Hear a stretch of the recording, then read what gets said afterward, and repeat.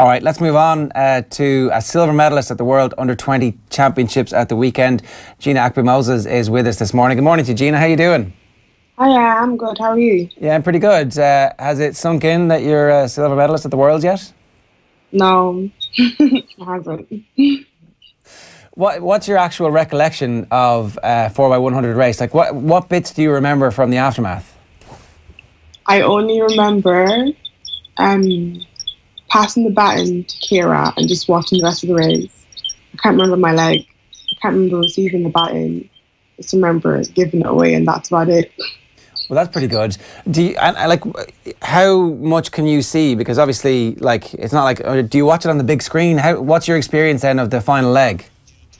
I watched it on the big screen because you can't really see much because I was on the far end, so I couldn't really see as much. But I had to watch it on the big screen to see if Patience passed out the GB girl. But yeah, it was quite exciting to watch. We're just going to, there's a little kink in the audio there, so we're going to get that fixed for a second, but it is a pretty happy time for Irish underage athletics. Yeah, it's class. It's brilliant. Looking forward to hearing what's next. And just kind of the training setup, I'm sure we can ask her in a moment once they have that fixed, just about the different individual training sessions that are going on, because they're all individual developing athletes, and then being brought together to form a serious relay team that obviously went within 0.008 of a second of beating Germany. I think we have her re-established on the line. So Gina, I just wanted to ask you about that, because obviously you're also young in that relay team, and it's kind of an anomaly being involved in a relay team so successful and so young, because of course you've got to focus on your own development, on your own training, and then of course you've got to go into the collective. I think you were in a training camp in Portugal earlier this year to try and work on the collective with a target of winning a medal in that relay. Yeah, we were. We did lots of different combinations. So, it wasn't just me running into Kira or running into Molly. I ran into Rashida, ran into Patience. We did lots of combinations to kind of make sure that we were ready for anything that happened. So, yeah, it was quite good. How many different combinations are you trying out in those training sessions? Are you often the finisher? Are you often going first? In what order are you running? Was it the order that we saw last weekend that is your set order? No, I ran third leg multiple times, second leg, I ran last leg as well. But I never ran first leg because my start's not the best. But I'm always either second, third or fourth. So I've done combinations in all those, but just not first leg, because anything can happen really. And how did I figure that out? Is it like a mixture of all your different strengths? Like you mentioned, your start maybe isn't as strong as the rest of them. Is that something that you're particularly working on at the moment? Yeah, it is. Because in my individual, my start definitely let me down. And, I know that I need to work on it. But for the relay, I have a very strong, second leg, because once I get into my running, I'm quite good at it. So I just kind of, leave the start out for the relay, just kind of focus on what I'm usually good at. My strength is just my back leg, running the second leg. So we just keep it at that to keep things safe. And then obviously I have a good bend as well, so third leg suits me too. But whatever Karen decides on the day, I don't really mind, because I'm good on either leg. Did you know the coverage this would get as soon as you hit the finish line the other night? Because obviously you've experienced it 12 months ago in the Europeans, where winning in the 100 metres individually. You've seen this before, but this is on a different level again after everything that happened at the Under-18 Championships as well. This is a golden age of Irish sprinting, and you're right in the middle of it. Yeah, I actually forgot about the whole coverage until... I actually completely forgot about everything, and then I got into Dublin, and I was like, whoa, people genuinely care about this. So it was a bit of a shock to me. But yeah, it's just very interesting to see that people are really behind us and we're excited about everything. Because athletics isn't the biggest known sport in Ireland. So the fact that people are very intrigued and very are watching and are happy to see us is something that really made me happy, and it was a bit shocking, to be honest. But yeah, it was good. When you were talking there about working on your start and actually being good at running the bend, does that mean ultimately 200 is going to be your preferred distance into the future? Or what is your medium-term plan for the career evolution at this point? What do you do next? Well, this year I've only just run 100 metres, and I did run a PB in it. So I am getting back into my 200 metre flow again. But I think in the future, I'm definitely going to double up a lot more once I like, you know, get things right. So even in the 100, like I know my race execution is not perfect, so I'm still working on stuff like that to make sure I come out of the blocks while I drive out hard, and I'm just like maintaining my speed. And if I need to build, I'll build up in the speed as well. With 200, obviously, I think my bends have never been a problem. So it's just my back end and making sure that I've got more to give with the last 20 meters, because that's when people usually die. So I want to make sure I'm strong enough for that, and then I can produce better times and run quicker. Yeah. It's interesting that you mentioned better times there at the end, and I'm wondering, like, is that what you're gauging everything by at the moment? Because when Sophie O'Sullivan won her medal last week, Sonia was interviewed by the European Athletics YouTube channel, and she was saying that it's not about the times for her quite yet. I think she's only 16 or 17 at the moment, but in a couple of years she can start to worry about that. It's still just about enjoying it. Is this the first time the last 12 months or so where you've really started to focus on those figures, or is there still an element of working on the practicality of how you're running and your starts and going around a bend and stuff like that, and the times still isn't the most important thing?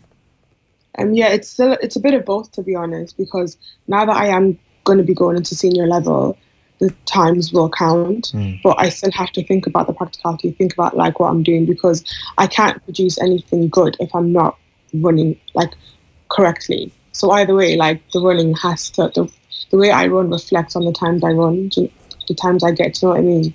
So like it's a bit of both. I have to balance it out in a sense.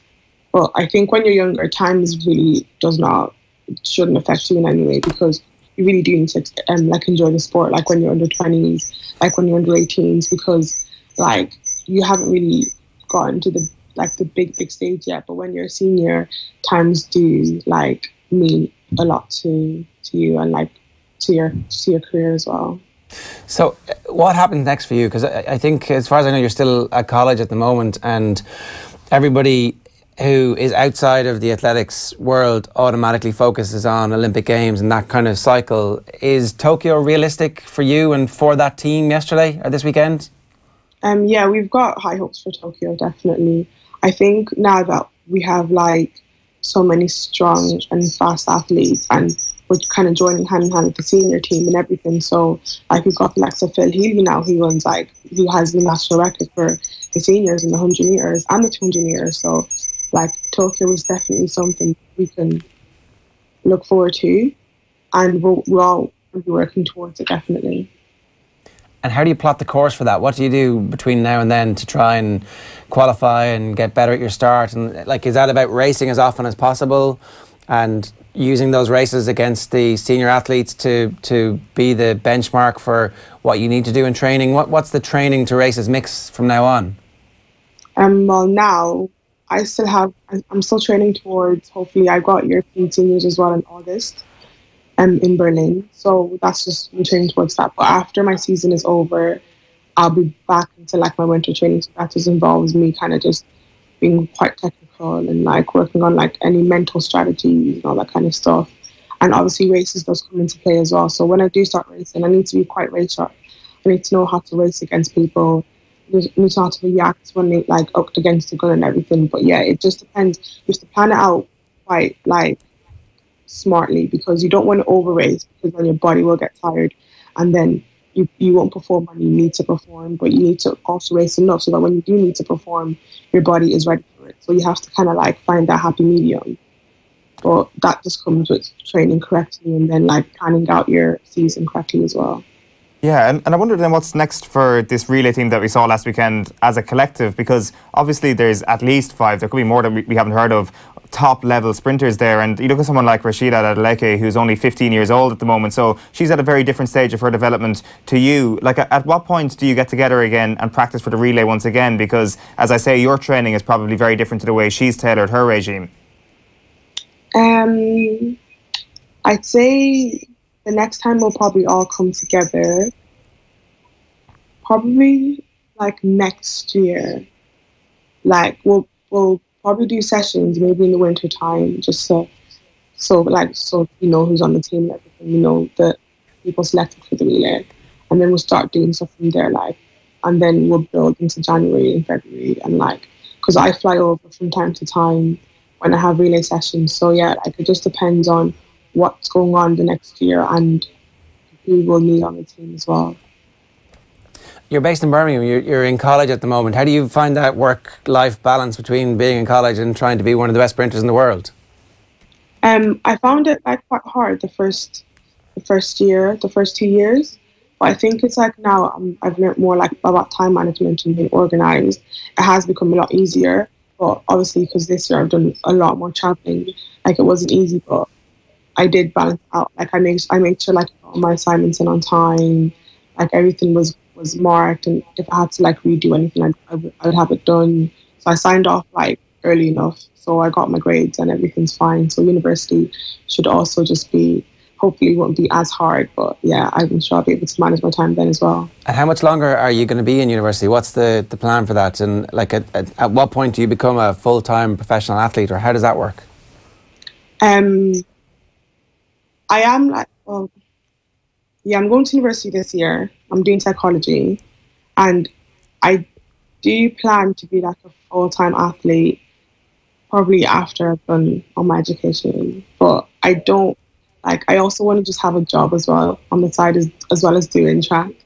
So, because I don't like to just only do track. I like to have a life after, like outside of it. So if I had a job, I would be fine doing that as well. Because sometimes I get a bit overwhelmed at training and just focusing on track. So I need to have something else on the side. So education is like, it just kind of keeps me sane in a sense. But yeah, I don't think I'll ever be just doing athletics.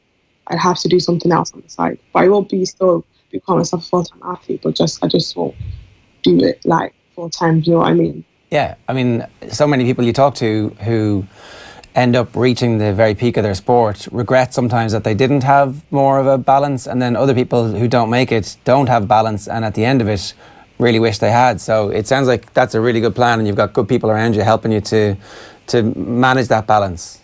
Yeah, I do. I've got like a lot of support around me, but like the likes of like all the coaches that have helped me, and like I have my agent as well on the side, and then my sponsor as well. So like a lot of people around me, my family, my friends, like they kind of just let me know that track is obviously something I'm good at, but I also have to have a plan B because anything can change and you can't really rely on something the rest of your life. So it's good to just kind of be prepared for the unexpected. Well, that's good advice for anybody listening today. Gina, best of luck with everything, and we'll definitely keep in touch, and hopefully all the way up to Tokyo. Thanks a million, and congratulations again. Thank you very much, guys. Bye. Gina Akpe-Moses this morning, pretty impressive. What did you do in third year of college? I got pissed.